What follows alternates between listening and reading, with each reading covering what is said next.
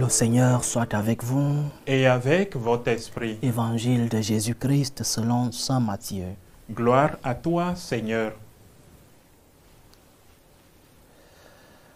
En ce temps-là, Jésus se mit de nouveau à parler aux grands prêtres et aux anciens du peuple, et il leur dit en parabole: Le royaume des cieux est comparable à un roi qui célébra les noces de son fils. Il envoya ses serviteurs appeler à la noce les invités, mais ceux-ci ne voulaient pas venir. Il envoya encore d'autres serviteurs dire aux invités: Voilà, j'ai préparé mon banquet, mes bœufs et mes bêtes grasses sont égorgés, tout est prêt, venez à la noce. Mais ils n'en tinrent aucun compte et s'en allèrent, l'un à son champ, l'autre à son commerce. Les autres empoignèrent les serviteurs, les maltraitèrent et les tuèrent. Le roi se mit en colère, il envoya ses troupes, fit périr les meurtriers et incendia leur ville. Alors il dit à ses serviteurs: Le repas des noces est prêt, mais les invités n'étaient pas dignes. Allez donc aux croisées des chemins. Tout ce que vous trouverez, invitez-les à la noce. Les serviteurs allèrent sur les chemins, rassemblèrent tous ceux qu'ils trouvèrent, les mauvais comme les bons, et la salle de noces fut remplie de convives.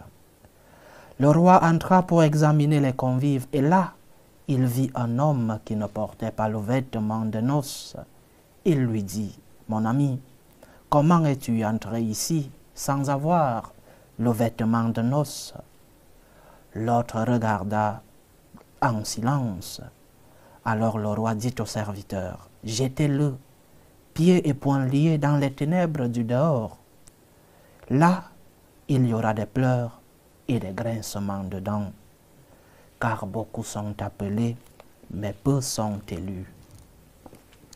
Acclamons la parole de Dieu. Louange à toi, Seigneur Jésus. Pendant mon instance ici à Rome, j'ai eu à visiter certains lieux où, comme beaucoup d'entre vous savez, j'ai étudié à Rome. Ma théologie, je l'ai faite ici, mais ça faisait depuis que je ne venais pas, depuis les 3 ans que j'ai passé à notre paroisse de Madrid. Hier, j'ai décidé d'aller rendre visite au défunt pape, le pape François, me recueillir sur sa tombe. Et pendant ces petites minutes de recueillement, je me suis souvenu d'une de ses paroles, de ses sermons, où il disait qu'un chrétien triste était un triste chrétien, que la tristesse ne doit pas envahir nos cœurs au point de nous empêcher de voir et de reconnaître les merveilles du Seigneur dans notre vie. Un chrétien triste est un triste chrétien.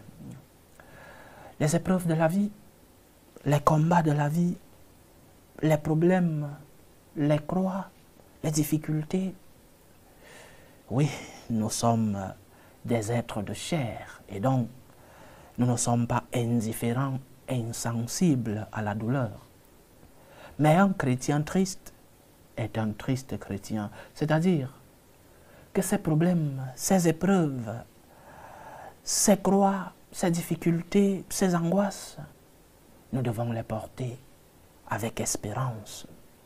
Nous devons les porter en sachant que le Seigneur lui-même nous a promis: Venez à moi, vous tous qui êtes sous le poids du fardeau, et je vous donnerai du repos. L'évangile d'aujourd'hui a comme champ sémantique la joie, les noces. Et ce champ sémantique nous amène à vivre dans cette joie des noces. Ceux qui ont été appelés à entrer dans les noces du fils de ce roi, n'avaient-ils pas de problème? N'avaient-ils pas de croix dans leur vie? Mais ils ont été invités à participer à ce banquet. Et c'est la même chose que le Seigneur fait avec nous. Oui, je sais que tu as des problèmes. Oui, je sais que les épreuves de la vie, parfois, t'amènent à ne pas comprendre le sens de ta vie. Oui, je sais que tu as des croix, mais viens à la noce. Viens rencontrer le Seigneur. Viens participer au banquet que le Seigneur prépare pour toi. Donc, un chrétien Christ est un triste chrétien. Que les épreuves de la vie ne t'empêchent pas d'aller à la rencontre du Seigneur. Au contraire, que ces épreuves puissent être l'essence, puissent être la motivation qui t'amène à aller recevoir la joie des noces, aller à la rencontre de celui-là qui organise les noces de son Fils Jésus-Christ, qui nous invite à son banquet, l'Eucharistie, à son banquet, la prière, à son banquet, les sacrements. Vivons donc notre foi avec allégresse. Préparons les noces chaque jour de notre vie. Que les épreuves de la vie ne t'empêchent pas de rencontrer le Seigneur. Que les épreuves de ta vie ne t'empêchent pas d'aller te ressourcer, d'aller recevoir la joie dont tu as besoin pour vivre. Chant sémantique de la joie, de l'allégresse, les noces. Et lorsque quelqu'un t'invite à une fête, il ne veut pas savoir si tu as des problèmes, il ne veut pas savoir si tu as des croix. Il veut partager avec toi la joie. Et c'est cette joie que le Seigneur veut partager avec nous. La joie des enfants de Dieu, la joie des baptisés, la joie du peuple de Dieu, la joie de ceux qui ont reçu le rachat, la rédemption, la joie de ceux qui reçoivent le Seigneur chaque jour de leur vie. Premier enseignement donc, malgré tes problèmes, malgré tes épreuves, malgré les soucis de ta vie, tes tristesses doivent se convertir en allégresse parce que tu sais que le Seigneur t'invite à chaque moment de ta vie. Il t'invite à la joie, il t'invite aux noces de son Fils Jésus-Christ. Deuxième enseignement, nous devons être prêts parce que le Seigneur qui t'invite veut te trouver en vêtements de noces, c'est-à-dire en état de grâce.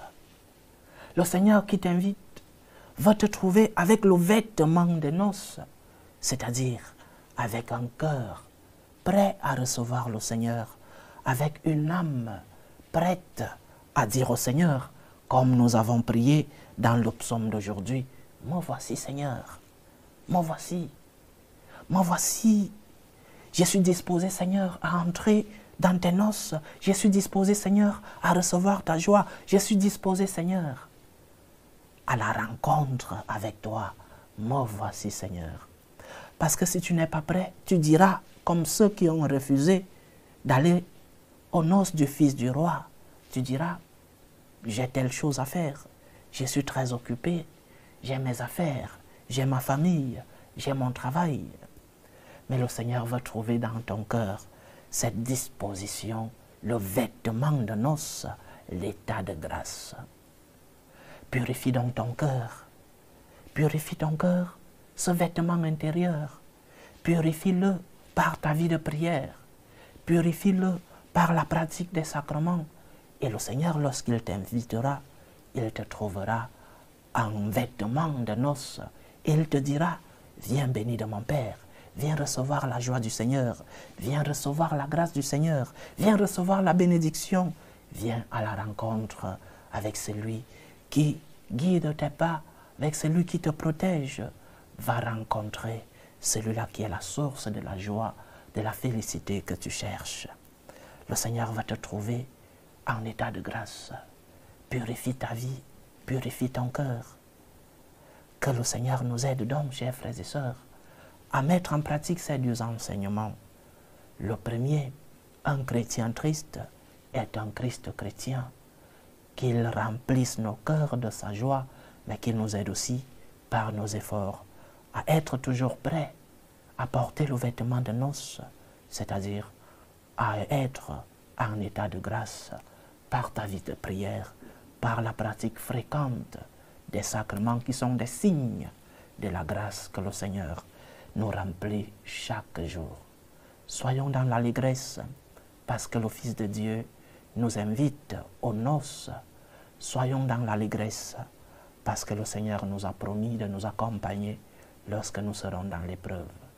Que le Seigneur, le Dieu de la joie, le Dieu de l'allégresse, que le Seigneur, le roi de nos cœurs, puisse nous trouver en état de grâce, qu'il nous trouve purifiés et qu'il puisse remplir nos vies de ses bénédictions. Loué soit Jésus-Christ. À jamais.